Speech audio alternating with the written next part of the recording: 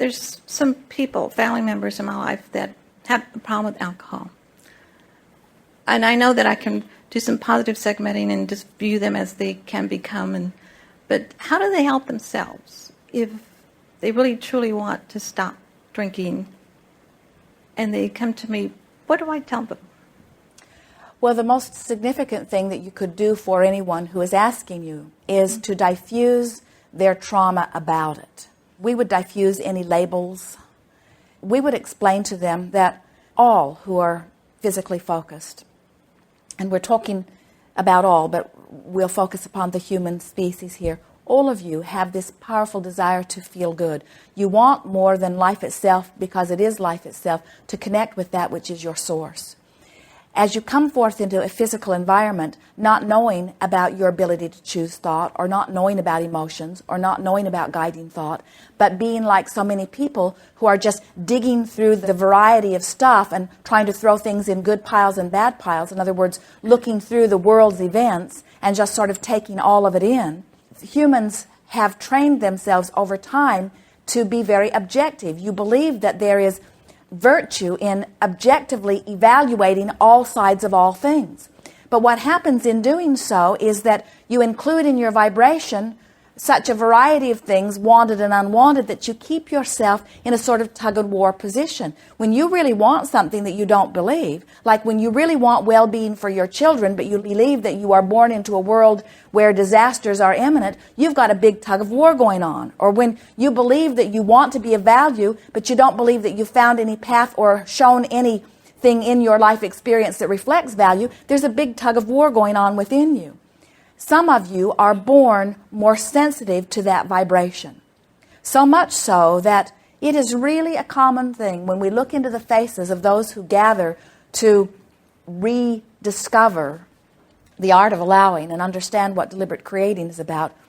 There are high percentages of those that have been given by themselves or others the label of addiction or alcoholic. And the reason for that is because when you are really sensitive to the way you feel, and you don't know how to guide your thoughts so that you can feel the way you choose, and you're looking objectively out into all of this stuff and finding so many things that hurt you. In other words, as you think about them in retrospect, even if you had known them during their childhood, almost without exception, you said about them, you're too sensitive. Things bother you too much, you see. And so what happened was they were sensitive to things that they felt that they could not control. They did not know how to choose the thoughts that allowed the source energy to flow. The more the source energy didn't flow, the worse they felt, because they came forth intending in a stronger way than others you might meet to be teachers of that flow of energy. And so it mattered more to them to be in alignment with the source than it might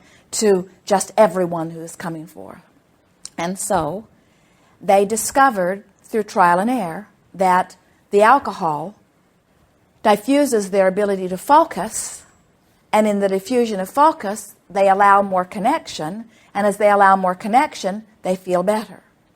So what we would accept as someone who might be a mentor or a soother to someone like that is that it is with very well-meaning intent that they have found that action.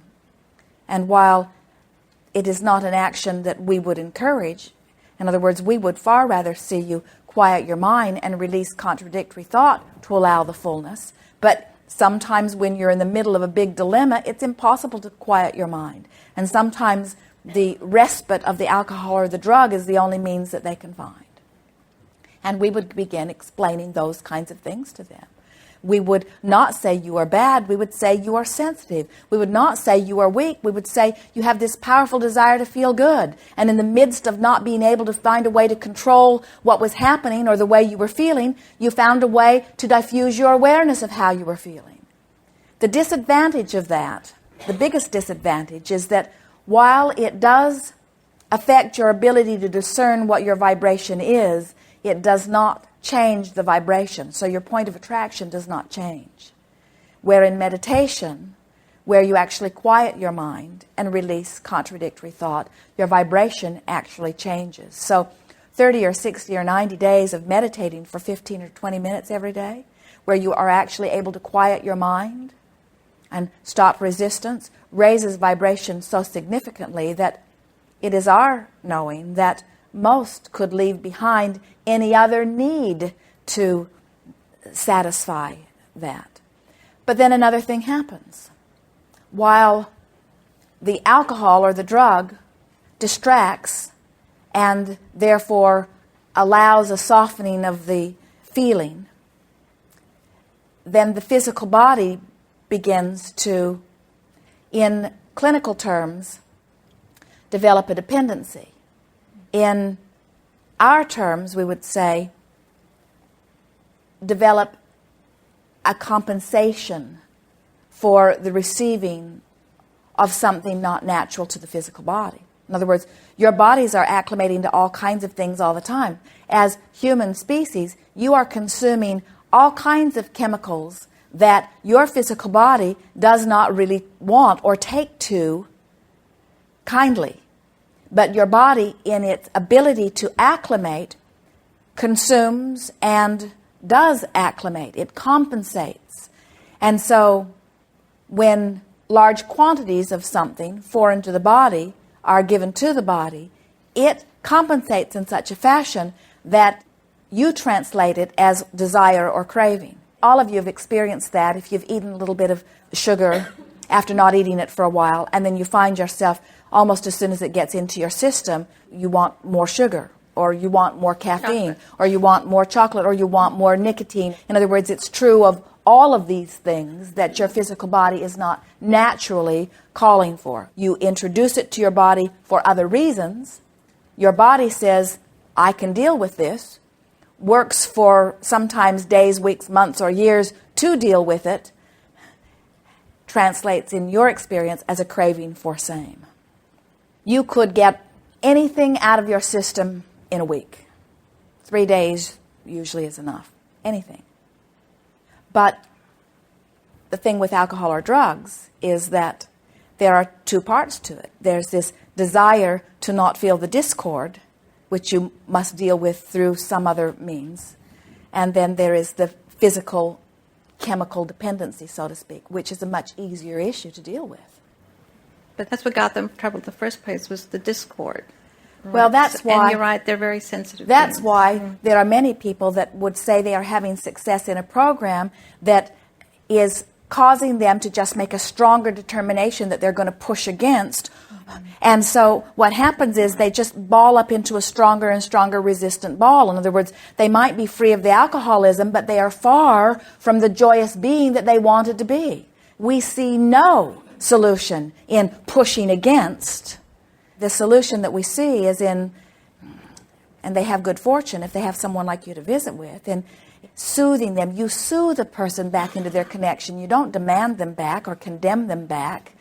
You soothe them back. You appreciate them back. You love them back. We do not see a way other than helping them to understand the whole picture. And the whole picture is you've got source energy that is flowing to you and through you, and when you're allowing it, you feel great. And when you're not, you don't feel so good. And there are thousands of things that you do in a month's time that might be letting it in and might not be letting it in. But we would teach them about their emotions. We would teach them about the emotions that are their guidance system. And we would say to them in very blatant terms, when you think those thoughts of condemnation about yourself and you feel all of that guilt or grief or self-condemnation, you are in that thought holding yourself so far apart from the vibration and the thought of your source, because your source adores you. And when you choose to hate yourself rather than adore yourself, you've set up a wall of resistance that would take a bucket of alcohol to forget about in the moment, you see. When you remember someone being unkind to you, or when you remember someone disapproving of you, and you focus there for any length of time, you literally set up within yourself a vibration that is so distant and so foreign from the source energy that adores you that you are nowhere near who you are. You are but a shadow of who you are. And under those conditions, I don't blame you for wanting a pill or a drug or a drink of something to soothe yourself from that connection. No one, especially someone as sensitive as you, could endure such disconnection.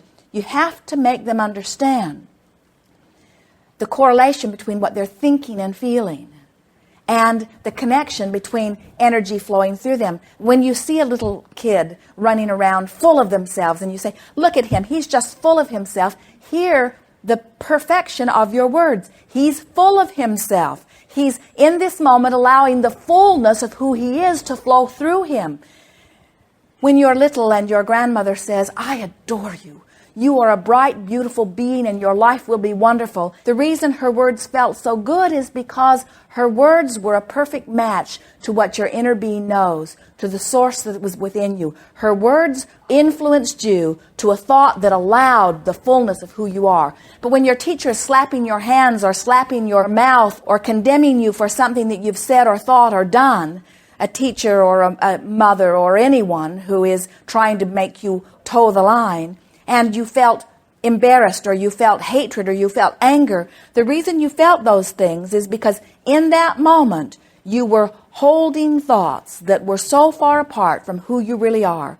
Whether you accepted their thought of condemnation about you or whether you turned it around and thought it about them, in either case you were not allowing yourself in that moment to be who you really are. So if we were talking to anyone who was wanting to relieve themselves of the tool that they had discovered that turned out to have side effects that they did not want, the tool that they had discovered that was soothing their disconnection, we would teach them how to reconnect. But you can't do it unless you're willing to talk to them about inner being. You must talk to them about source energy. You must talk to them about vibration. You must talk to them about emotion. In other words, you can't do it by tippy-toeing around the essence of who you all are. People go to church all over the planet. People are having metaphysical experiences all over the place. It's time to stop pussyfooting around the idea that you are source energy in physical bodies. It's time to start saying, you are source energy in this physical body, and the better you feel, the more of who you really are is flowing through. And the worse you feel, the less of it you are allowing to flow through. And it's not being disallowed by source, it's being disallowed by you. And that's the thing that we would want to get across. We would love them, love them, love them. We would love them when they're drunk. We would love them when they've got vomit on them. We would love them when they are high. We would love them when they're coming off of it. We would love them. We would say, it's all right, it's all right, it's all right, it's all right, it's all right. It's all right. You are valid in your reason for being here. You are valid in your reason for this action. I understand what is happening to you. Let me talk to you about what I know. You are a powerful being, we would say. You are perfect in the eyes of Source, or all that is, or whatever you're wanting to call that. You are a creator. You've come forth with very real intent. And when you love yourself the way you are loved by Source energy, there is nothing better than that. And a little bit of condemnation goes a long, long way. That's the point we would make. Thank you.